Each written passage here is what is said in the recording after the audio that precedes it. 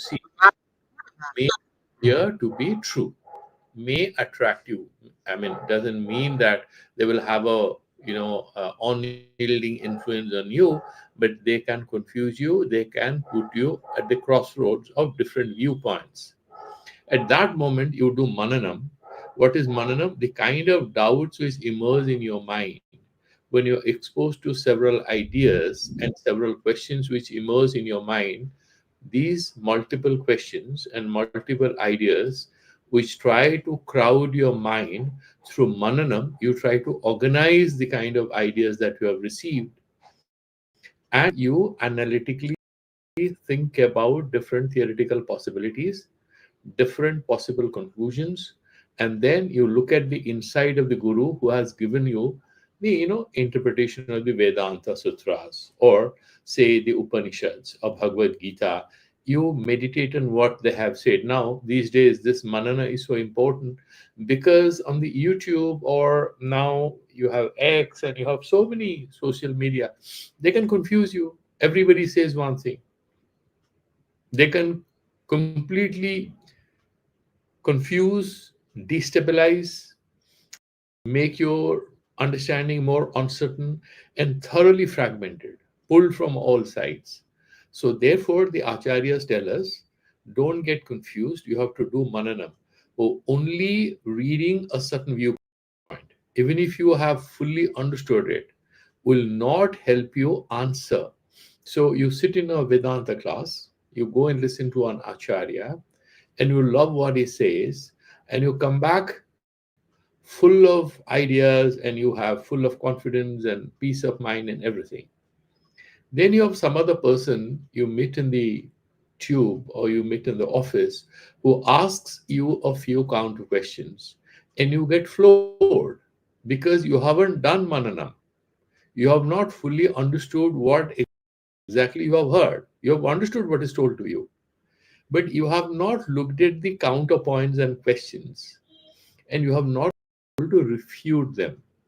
So, in order to go to the next level, to have a more comprehensive understanding, you need to have, it's very, very important, and you need to have this what? Manana.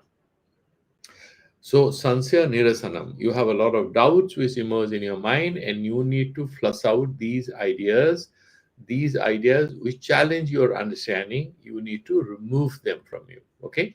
You need to remove them. That is most critical. Once you have done it, as we discussed yesterday, it's quite possible that you have logically established the truth. You have no more any doubts. The sansaya and asambhavana, viparita bhavanadi, you have removed. But you see what happens when you again re-engage in life, in your individual life, in your personal life, your different kind of pursuits. It's quite possible that the purva sanskaras and the impressions, which may be somewhere hiding, these old sanskaras may suddenly come to the fore. Okay, uh, so they might suddenly come to the fore, and they might completely confuse you, because they'll pull you back, they'll pull you behind. So what do you do at that moment when you're pulled back? When you're pulled back, you have to regenerate, reignite your understanding through repeated meditation on what you have heard and what you have, because you see, the mind is a devil. There's a mind is a devil for two reasons. One, it's very vulnerable to the temptation to be curious about too many things. It jumps from one issue to the other, and it can just generate a lot of curiosity in us in several possibilities. Somebody might say, oh, you are in Vedanta, what do you get out of it? I go to yoga, and they give me a very good health, and this is the best method. All this you actually resolve at the level of mananam, and yet your mind has not thoroughly convinced itself. It has not comprehensively transformed yourself. You may have understood the truth. That is not atmopalavdi. An intellectual grasp of it is not enough. Now, in order to transform your consciousness, you need to have a thorough engagement with the truth at the level of meditation. Therefore, so first you have manana, which is chintan of some kind, and then you have dhyana, when you constantly repeat and you try to usher in yourself a new sense of certainty, which gives you the confidence that this is the truth and there is no more any further doubt in you, and then you can move forward. That is the critical thing that you need to understand when you are doing mananam. And now let's move forward to the sloka. That's why this nididhyasana is saying, Itham Bakyai Tadarthanusandhanam Shravanam Bhavet Yuktya Sambhavitatvanusandhanam Mananam tu Tat. So you have, through analytical argumentation, you are doing mananam in order to firmly grasp the meaning which has been conveyed to you through Shravana. Shravana is not listening, it's Arthagrahana. And then the next one, 54, saying, Tavyam nirvichitsete chetasah स्थापितस्य यत् एकतानत्वम् एतद्धि निदिध्यासनमुच्यते ताभ्याम. That means Shravana Mananabhyam, Tabhyam, these two. And then what happens through this process of Shravana and Manana, you get rid of your doubts. Nir vichi kitse arthe. So vichikitsa is kind of doubt and wondering about alternative possibilities and vikalpas, all kinds of hypotheses and counter hypotheses. When you have gone a step further, you are not bogged down by these doubts, then your consciousness is free from all kinds of downward pulls. That is what he's saying. Tabhyam, look at the commentary. Shravana mananabhyam nirvichi kitse nirgata vichikitsa sansayo. Nirgata vichikitsa. Vichikitsa means sansayah. Yasmad asau nirvichikitsaha. That person is nirvichikitsa sampannaha, means he is free from doubts, questions. He has a sense of certainty. Then you have to move further. Tasmin arthe vishaye. That means Atma Vishaye, because you have been told Tattvamasi, you are that. The central focus of our discussion is Jiva Brahmanur Ekatvam. The oneness of Jiva and Brahman. All of us are one. That is the central message of this whole discussion. Therefore, saying Tasmin Arthe Vishaye Sthapitasya Dharanavataha Chetasya. What is Dharana? So he's saying, when your Chittasya Desavandha Dharana, when your mind is able to focus on one thing, becomes one pointed, that is what is called dharana. Okay, it could be, if you have different kind of yogic practices people do, sometimes they will light a lamp in front of them in a dark room and they focus on it. They do trataga and the mind stabilizes. This is a physical means to stabilize your mind, to make it one pointed. Some people put a vermilion mark on the wall and just put it exactly at perpendicular point to the eyes and meditate on it. It's quite possible you close your eyes and you meditate on your Aradhya Devata, whatever that be. Or you can meditate on the Omkara, as per the Mandukya Upanishad, you meditate on it. There are several upasanas in the Upanishads. The purpose is to make the mind one focused, single focused, ekagra. That is the dharana. Then he's saying, Desavandha chittasya dharana is mentioned here. Tasmin arthe vishaye sthapitasya dharanavataha chetasya. That particular consciousness which is entering into a stage of meditation called dharana, and that is defined in the commentary if you look at the text. Desavandhas chittasya dharana. When your consciousness, your attention is singularly focused, that is called dharana. Iti Patanjalina uktatvad yada ekanatvam ekakara vritti pravahavatvam etad etad nididhyasanam uchyate. What is nididhyasanam? If you look at the flame of a lamp, is there actually a particular flame? No, it's going again and again. The Buddhists explain this. There are billions and times the fire is moving because the lamp, that particular thing is burning. It looks like it's a stable thing. And if there is no air, then it's still, there's no confusion. So we have a lot of discussion about it in the Bhagavad Gita in the 6th chapter that we will discuss as we move forward. So ekatanatvam etadhi nididhyasanam.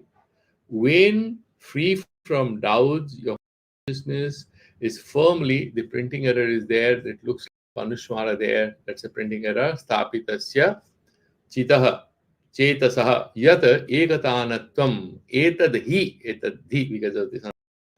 That alone is nididhyasanam uchyate. Etad nididhyasanam uchyate. That alone is nididhyasana. That is what he's saying. Desavandhaha chittasya dharana iti Patanjalina uktatvad. Patanjali has mentioned this in the Yoga Sutras. Yada ekatanatvam. When the mind that you have that ekatanata. So, for example, you're meditating on Aham Brahmasmi. That keeps repeating Aham Brahmasmi, Aham Brahmasmi. It's not meditation on an external object, which is different from you. Here in the Vedanta thing, it's meditation on the self, nothing else. So he's saying, ekakara vritti, everything has become one, and we will go further. What do you mean by ekakara vritti? Ekakara, eka akara vritti, there are 3 words. What does it mean? We'll have a take on that. Etad nididhyasanam uchyate. Hi prasiddham yoga sastre tatra pratyekatanata dhyanam pratyekatanata dhyanam taila dharavat. The example is given, like if you look at if you have ever gone to the tribal areas where they extract oil from the oil seeds, it's a very natural process. What they do is they they make a small bundle of these oil seeds and they bind it with a cotton and they put it. You have a stone or something, or they'll have a container on which they'll keep it and they'll put another big stone on it. And then there will be an outlet point and there will be a collection pot. And because of the pressure, the gravitational force, the exertion which happens as a result of these whole big piece of stone which is kept on that oil seed bag, the oil slowly, sips out of these oil seeds and it flows. You will see a very thin thread of oil which is falling into the collection pot. Taila dharavat. There's no interruption there. It's a very slow, steady process. When the mind similarly, with a sense of equanimity and in complete absence of disturbance, continuously meditates on that particular one object, which is the self, you have that samadhi, pratyekatanata dhyanam. There is a Upanishadic statement, which is there in another commentary, I have just put it there. Yatra hi dvaitam eva bhavati tad itaram pasyati iti shrutehe. Brihadaranyaka 4:5-15. Yadhi dvaitam eva bhavati tad itaram pasyati. Common sees, you see what? I see a boy, a girl, a man, an elephant, a lion, right? I see so many things which are not me, different from me. But when my consciousness is focused on the self, there is no Dvedha Bhava, there is no Dvaita Bhava, there is no duality. Everything is one universal consciousness. When that unity is broken, when that unity is lost sight of, then we see, I'm here, there's another person. Where you are in a Samadhi Avastha, you are one with that infinite, all inclusive, comprehensive conclusive, absolute, pure, divine, blissful consciousness. You are not aware of anything, you don't see anything else. The moment that particular unity is disturbed, then you see so many people, so many thoughts. You are dissociated from yourself. Then your consciousness dwells on so many things. When the consciousness is observed in the self, it doesn't see anything. That is what the Brihadaranyaka Upanishad says. Tat sarvam dvaitam eva. Whenever you see something else other than you are in that dvaita pratha. Okay? Tasya eva nididhyasanasya paripakadasaarupam samadhi maha. Now you will do nididhyasana and you will enter the samadhi avastha. Where does this study start? In the first chapter of Panchadashi, that whole Tattvamasi thing, you have that, how the sansaras you created and everything, right? Then you're meditating on this Tattvamasi, because end of the day, you had avastatraya viveka, isn't it? You had Panchakosha Viveka, you are doing all these vicharas, and ultimately, or realizing that that one consciousness appearing as Jiva, as Ishvara, that one consciousness is passing through different identities as Vishwa, as Taijasa, and as Pragya during the waking state, dream state, and during the deep sleep state, that and at the micro level and at the cosmic level, at the individual level and at the collective level. That we have all done vichara. So the teacher is now holding our hands and taking us forward. How does the meditation fructify to the next higher level of realization? And how does that happen? Is explaining. Dhyane paritajya क्रमाध्येकगोचरं निवातदीपवच्चित्तं समाधिरभिधीयते ध्यातृध्याने परित्यज्य. So there is a dhyata. I am the meditator. So far you have that consciousness. Your meditation will get stuck at a level. Because you see, that's not even the perfect sampragyata samadhi. When you have that sense of doership. Yeah, you're at a mental level. Your ego self is still very active.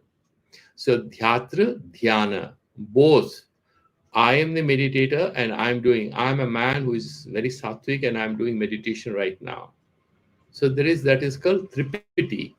You have the karta, you have the kriya, and you have the karma, the object, where you're doing it, right? So you have dhyata, dhyana, and dhyeya, the object of your meditation. Dhyatra, dhyane, idratara dvanda, sarva dvivachana.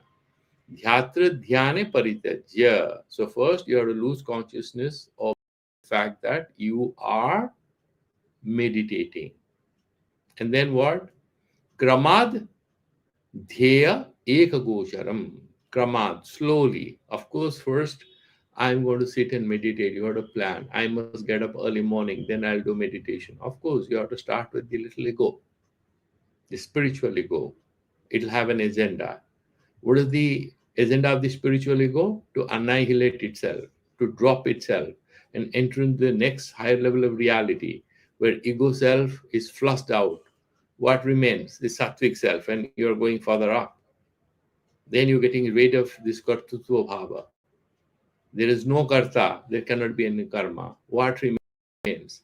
The meditation continues. What are you meditating on? You are meditating on Ma Durga. Navaratri starts. Meditating on the Divine Mother. The Divine Mother appears luminous and effulgent in your consciousness, but you don't exist. She alone exists. Or the Brahman alone exists, or the Omkara alone exists, or Allah or Jesus, makes no difference. You are having focus on the Dhyaya. You have lost sight of yourself and the whole process of meditation. Very critical. When that happens, Nivata Deepavat Chittam, what happens to the mind is explaining. Nivata, Bata Rahita Deepavata, there is no air. You remember during school days when you were reading physics early, so there would be a lot of books, right? They will give you, there'd be two glass cylinders, One is airtight, the other one is not. So they will drop a steel ball and a small feather from a distance in a glass cylinder where there is no air inside, and they'll fall at the same time. Outside, if you drop a feather and an iron ball, the iron ball is going to come back onto earth faster, giving you an illusion that gravitational force gives more attention to something which is heavier. No, that's not true. It works with equal attention irrespective of what is the weight of a particular object. Then why the difference? Right? Because of air friction. That air friction is removed in the steel cylinder, sorry, the glass cylinder, which is transparent, but there is no air inside. So there is no air friction. So the iron ball and that feather will fall at the same time. Gravitation is working equally on both of them. Similarly, you have a particular lamp and it flickers, and it's not stable if there is wind. It may get put out if there is strong wind, isn't it? So we try to have a glass protection for the lamp in olden days. Now, what he's trying to say, Nivada Deepavat Chittam, the mind doesn't dangle, doesn't move, doesn't oscillate between and amongst different kinds of contradictory thoughts or temptations or ideas or memories because it's in a state of samadhi. Samadhi avidiyate. That consciousness, that mind, now you would address is samahita chittaha. That is how you would refer to it. Now let's look at the comment, which is very simple. Dhyatra dhyana iti nididhyasane tavat dhyata dhyanam cha iti. During the process of meditation, which is prior to samadhi, in nididhyasana, you are trying to have dridha bodha, dridha ababodha, strengthen your conviction by meditating again and again, right? It's not samadhi, it's nididhyasana, dhyanatmaka, but it's not samadhi. Therefore, nididhyasane, in particular state, tavat dhyata dhyanam dheyam saiti. Obviously, you are meditating Brahma Satya Jagana Mithya. All this is Maya. I have read the Vedanta. This is what it says. You are doing deep meditation on that. You are present, your dhyana is present, the dheya vastu is also present. Dhyata dhyanam dheyam saiti tritayam bhasate. All three appear. Tatra tada chittam abhyasavasena. Patanjali again and again mentions. How do you yoga chitta vritti nirodha? How does it happen? Abhyasa vairagyabhyam tannirodha. You have to have vairagya, that is immunization. And then you have abhyasa, and that is inculcation program. You cultivate that habit of being focused on one and single thing. But you have to first dissociate with all the past sanskaras and the temptations and all kinds of things. Therefore, he's saying, Chittam abhyasa vasena dhyatra dhyane Dhyataram dhyanam. Dhyatra dhyana, he is now doing vigraha and separating them, saying dhyataram. That means the person who is meditating. Dhyanam cha, and the whole process of meditation.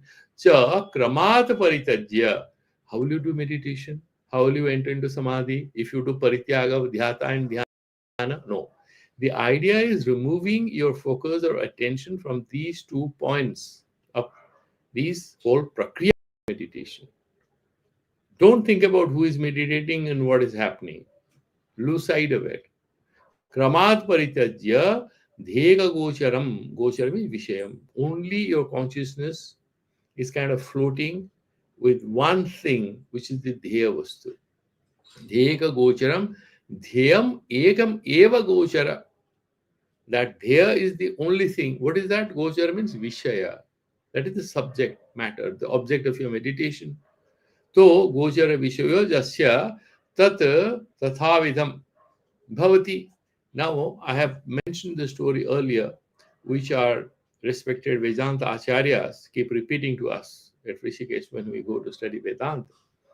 So they keep telling us the story in Kailash Ashram that there was this person who was extremely illiterate, a very innocent, pure-hearted guy who lost his wife. His children were grown up and they had abandoned him. He had nothing. He had a buffalo which gave some milk, and he used to sell half of it and consume half of it. He had a bit of land, and then he used to graze his buffalo there. He loved her like she was his mother. He had lost everything in life. He was very depressed. Once there was one acharya or guru, and he was going towards some tirthatana, he was going on a pilgrimage.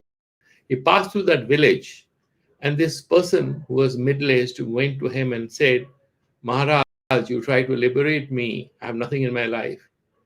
Yeah, tell me how to get liberated. He said, have you read Gita? No, no. I'm Angutha Chap.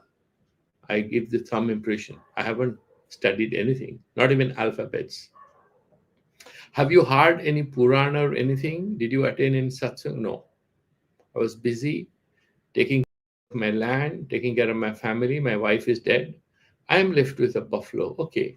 So, do you have an Aradhya Devata? Do you go to Hanumanji or Durgaji or Ganeshi? Is there anyone you worship? He says, no. I don't have that luxury. I'm a hardworking person. I'm a laborer. Okay, so who is dear to your heart? He said, right now it's my buffalo. I have to take care of her. She gives me milk. I have to take care of her. I have to take her out for a bath, take her out for grazing, then bring her back, and I have to take full care of her. She takes care of me. He says, okay, then why don't you donate your buffalo to your best friend or cousin, brother, whoever, and just go sit in this cave and meditate on the buffalo. He says, okay, can you meditate on the buffalo? Not Omkar or Vishnu or Shiva? He happily agrees. Then he goes and sits in that cave. And Maharaj comes back after his Chaturmasya. When he's way back and the villagers get hold of him and say, Maharaj, most likely this person that you're talking about has already is in a state, he's going to die very quickly. What have you done to him? He said, me? Have I done anything to him? No, yes, sir. It looks like you have done something. He's not coming out of the cave. He's been there for now months and weeks. What do we do? And after this, then the Acharya has a bit of compassion in him. He sends one of his disciples, go in, ask this guy to come out and tell him that Guruji has come. And this disciple tries to enter into the cave, and then he announces the arrival of Maharaj in that village. Then that poor farmer opens his eyes and realizes that yes, Maharaj is standing outside. Then he says, but how do I come out of this cave?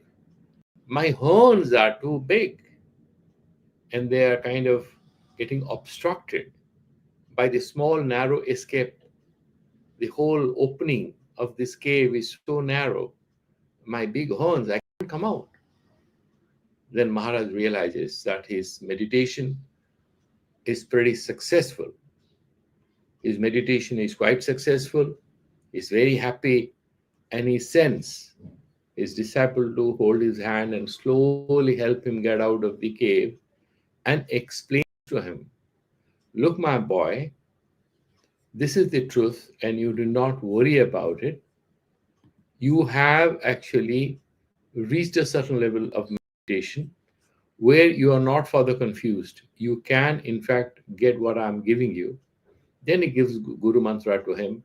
He successfully meditates, and then he gets liberated. So the preparation for meditation on the Brahma Mantra or on the Guru Diksha Mantra is actually flushing the mind free from all kinds of past sanskaras, so much so that the consciousness assumes the form of the Dheya Vastu. What is that Dheya Vastu? The buffalo. He was meditating on the buffalo, and he thought he has become a buffalo. So when a person deeply meditates on that, that is how the Shastra says, then there is nothing. There is no confusion whatsoever. It's easy for you. Now there is a doubt. So he's saying, Vayu rahite pradeshe vartamanu deepo yatha nischalo bhavati tadvat ityartha. Where there is no wind, there is no air, the way that lamp becomes completely stable as if it's solid. The flame is absolutely not disturbed. Similarly, when your consciousness becomes completely still, that is what is called samadhi. So, next, doubt appears in your mind. If that is the case, how do you know that you are in samadhi? What is the proof? A person takes some kind of a intoxicant. He becomes nischala. He doesn't know he's in samadhi. You sleep and you get into deep sleep. Are you in samadhi? No. How do you know that is samadhi? That doubt can come. So the Purvapaksha or the student now is raising this question. So I'm again sharing that page so that you can have a look at it. So he's saying, Nanu samadhau vrittinam upalabdho anupalabdhau. During the samadhi avastha, is there any upalabdhi of the vritti? Samadho vrittinam anupalabdhau dheka gocharatvam api nishchetum na sakyate. How do you confirm that your mind has fully assumed that dheya vastu? You are meditating on Lord Brahma or Lord Vishnu or Jesus or Allah. You're meditating on something, right? And your mind becomes only that. How do you know? How did you verify? Were you available to do any verification? Because your mind has no functions left to do. Then how do you know that you are actually in samadhi? That is the doubt. Iti asankya vritti sadbhavasya anumana gocharatvad ma evam ityaha. The acharya, the teacher, explains, do you know, my boy, the person who gets into the samadhi also wakes up after some time. And when he wakes up, he remembers, he understands that he had been in that deep. There is a difference between samadhi and that murchavastha. There is a big difference. In murchavastha, you don't have any memory of what happened. In deep sleep and in samadhi, you have a memory of that bliss. Aham sukham aswapsam na kinchid avedisham. I had a wonderful sleep. I don't remember anything. That's a memory. Now, wherever there is a memory, there has to be some sanskara. There must be some anubhava. Then it becomes memory. You have anubhava. You had an ice cream. You liked it. And then you see an advertisement and you remember the test of having taken that ice cream a few weeks back or months back. But if you have never tasted that ice cream, by looking at an ad, will it make any sense to you? No. So when a person wakes up from samadhi or from deep sleep, he is able to remember that blissful happiness. That is the proof that whenever there is any memory, there was some anubhava, and therefore there should be some other way where this dhyakara vritti, that particular vishaya, can be verified. Who was watching it? The sakshi. The atma is always there. Even in deep sleep, that also only watches that sukhakara vritti, because that is the avidya vritti. And the sakshi, it is sakshi bhashya. Even in that stage, that is what he is saying.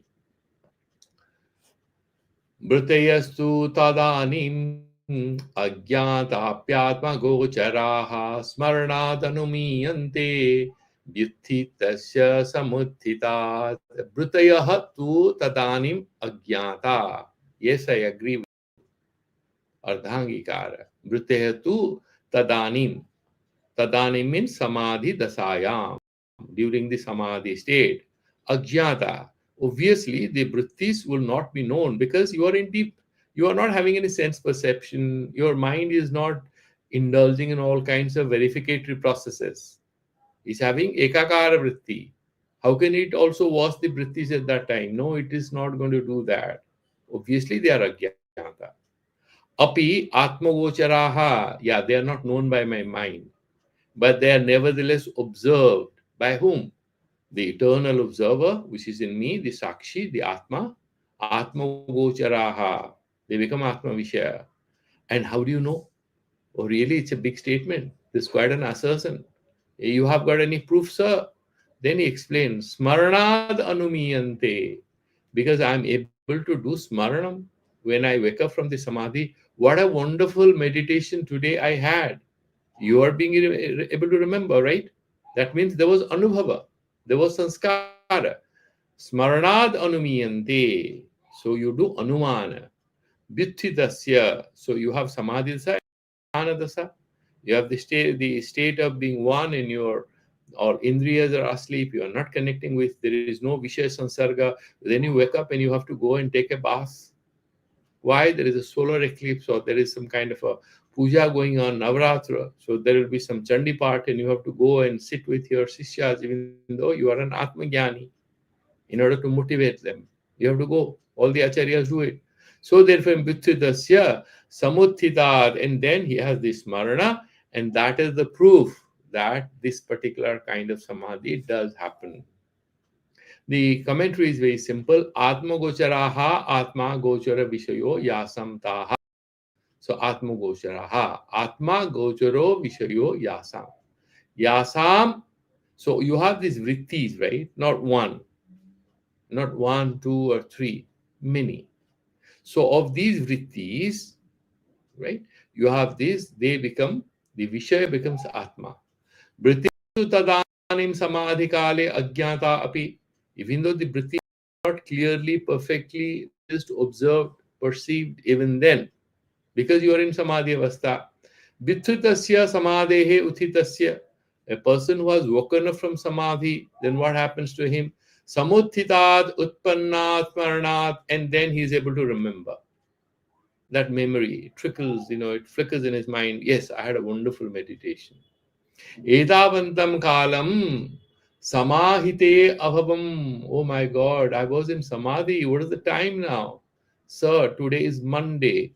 No, but I sat in meditation for 48 hours because I had gone into the samadhi on a Saturday. Yes, sir, you have spent 48 hours in your meditation. Ityevam rupad anumiyante. From this kind of a pratyaya that you have, that you are in samadhi for so long, that is the proof enough that you are in that state. Yat yat smaryate tat tad anubhutam. This is the anumana vakya.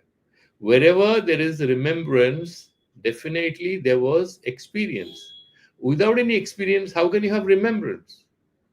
If you have never experienced samadhi, how can you remember you had a wonderful samadhi? Oh, you're a liar. Yeah, there are quite a few people who do that lying. A lot of people fall asleep when they believe that they were in samadhi. We are not talking about them. We are talking about the genuine sadhakas. And the genuine sadhakas will not lie to themselves. Sometimes they may also be a little confused as if they were in samadhi, but they go and describe what experience they had with their acharya or their yoga guru, and he clarifies that was laya and that was not samadhi. Laya avastha is a kind of state of sleep. That is not samadhi. Because yoga chittavritti nirodha, laya is one of the vrittis out of the 5 vrittis. That is not what is samadhi. He's saying vyaptehe loka siddhatvad ityarthaha, and that is how that point has been refuted. No. The student comes back with another doubt. Tadanim vritti utpadaka prayatna bhavat katham vritti anuvritti iti asankhya tatkalika prayatna bhavepi prathamikati eva prayatnat adristadi sahakari sahitad bhavatityaha.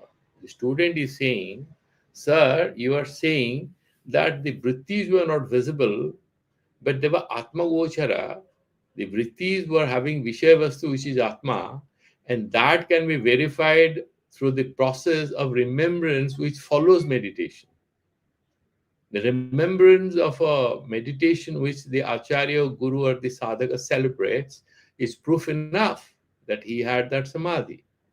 The question is even stronger. He's saying, however, tadanim samadhi dasayam, in that samadhi dasa, vritti utpadaka prayatna bhavat. The vritti has to be created.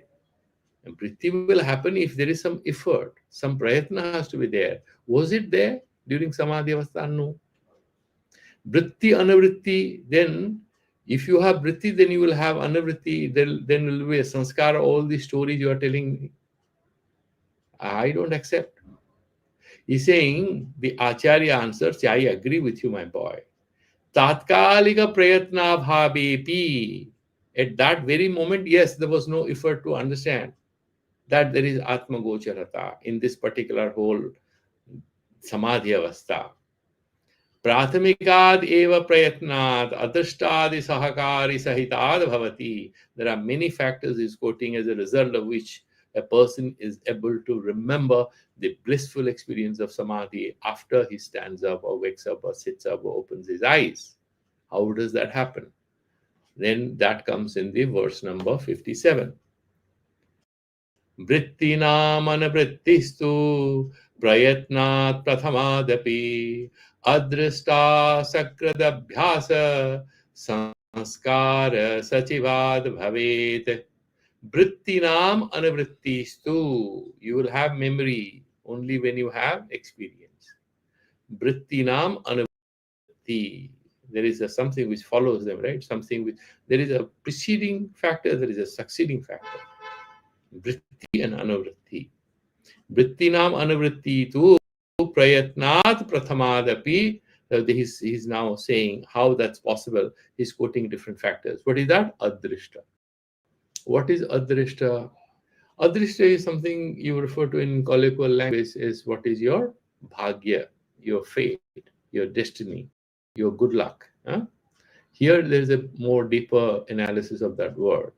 Vrittinam iti dheka gocharanam vrittinam.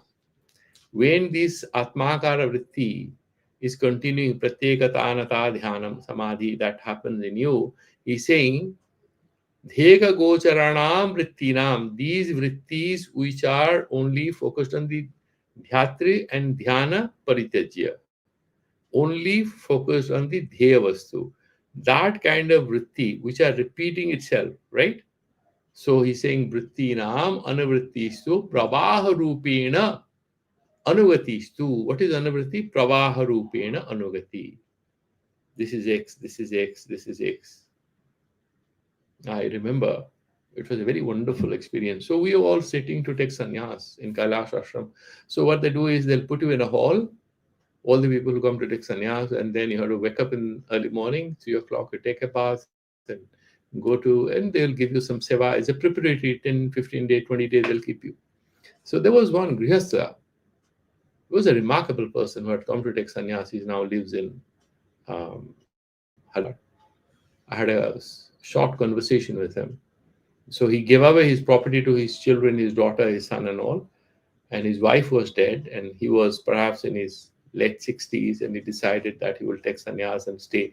So he has even taken a small room in some kind of an ashram in Haridwar. He wanted sannyas.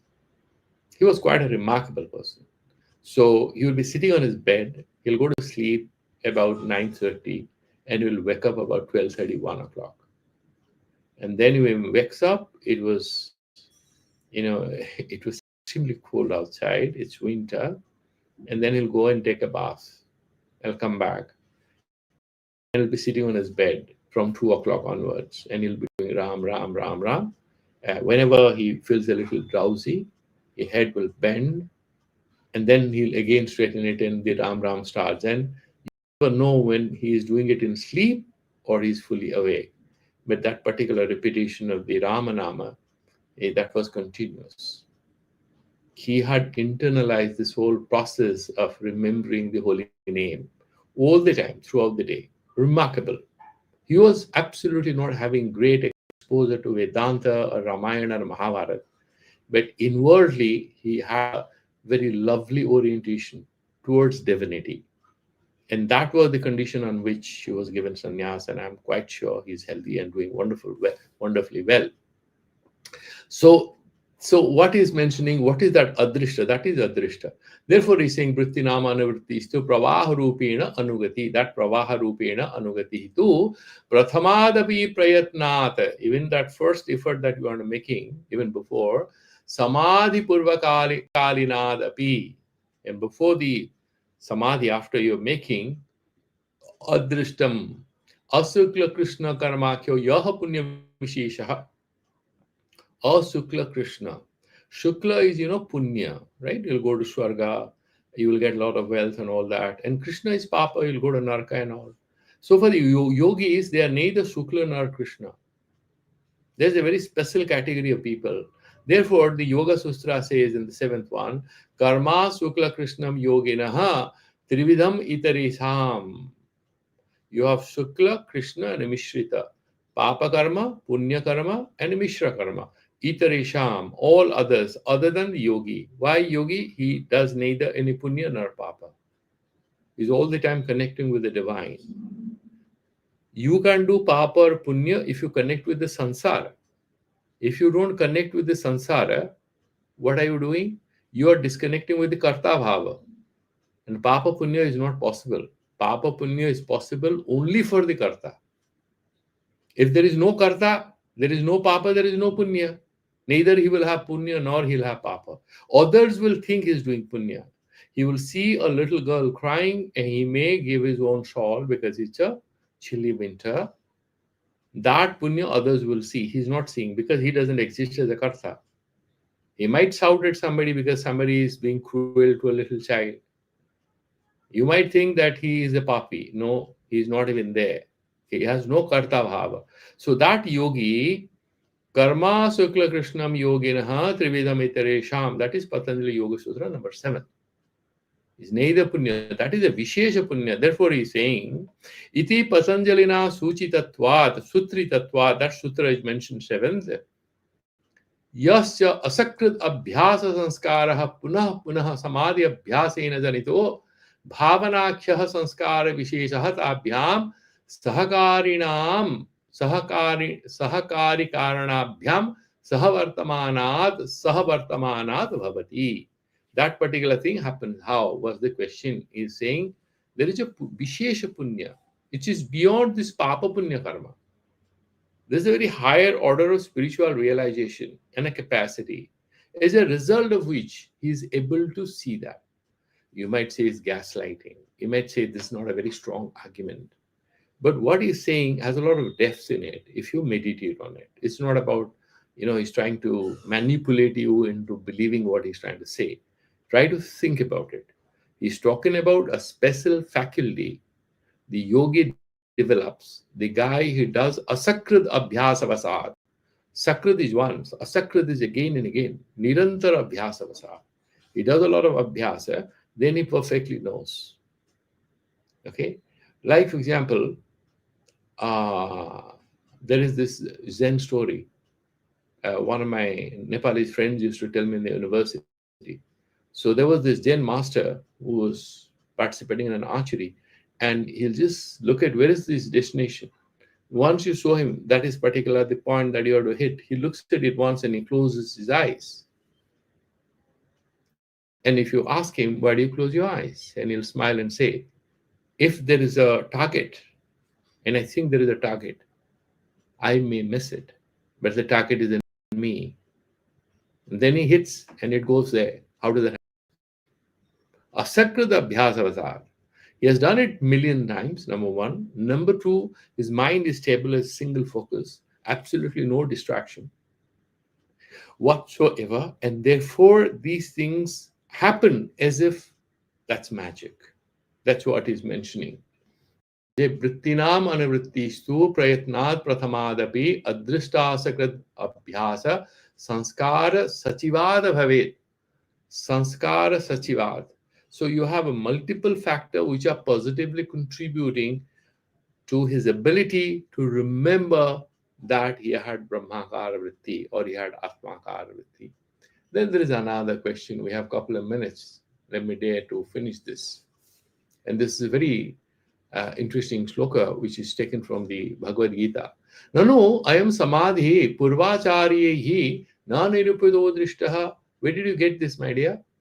Which author of Vedanta Sutras or Shankara Bhashya, where did you get it? Who told you this? Now Vidyaranya Muni is being challenged by the defense lawyer. Where did you get this, my boy? Tell me the truth.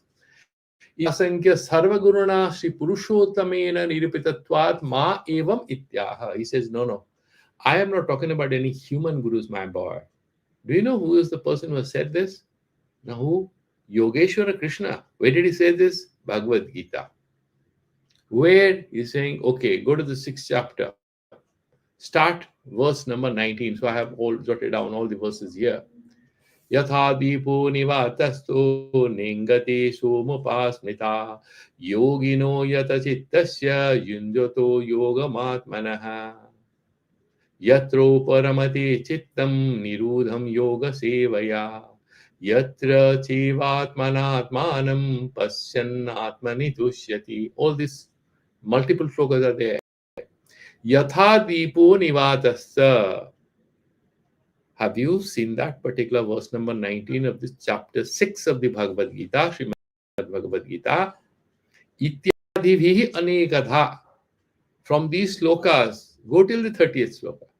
From 19th till 30th, read all these. Read all the 11 slokas. And then what do you get? He says you will get how that happen, how the mind becomes singularly focused. Bhagavan. Then he's saying, Bhagavan imam eva artham arjunaya nirupayat. Bhagavan has done this nirupanam. He has given the right advice to whom? To his dearest student. And what was the name of the student? Arjuna. And who is he? Arjuna was the spiritual representative of mankind. He was a grihastha, he was in confusion, he was depressed, he had Vishada yoga. All of us in Sansar have a Vishada yoga. Bhagavan chooses a person who is passing through depression. A person who is passing through depression, he's passing through depression because he's able to think about pros and cons of life. If he's deluded, goes to the club and takes a few pegs of alcohol and indulgence, all kinds of pleasures, and he has no depression. He'll have a breakdown. Depression is healthier than a breakdown. So, Bhagavan is saying, Yatha iti yatha dipo nivasasto nengati somopa sopama smrita ityadivi slokehi anekadha nana prakarena Bhagavan Jnaneshwaryadi sampannaha imam eva nirvikalpa samadhi rupam artham arjunaya sisyaya nirupan nirupitavan. Bhagavan has done nirupana of what is the samadhi, how does that work, and how that happens. And I think we'll just go to the next verse because it's very simple. If you actually enter into that samadhi avastha, what are the benefit? Why do you go there? Then he's saying, Anada viha sansare sanchitaha karma kotayah anina vilayam yanti suddha dharmo vivardhate. Anado iha sansare. The sansara has no beginning.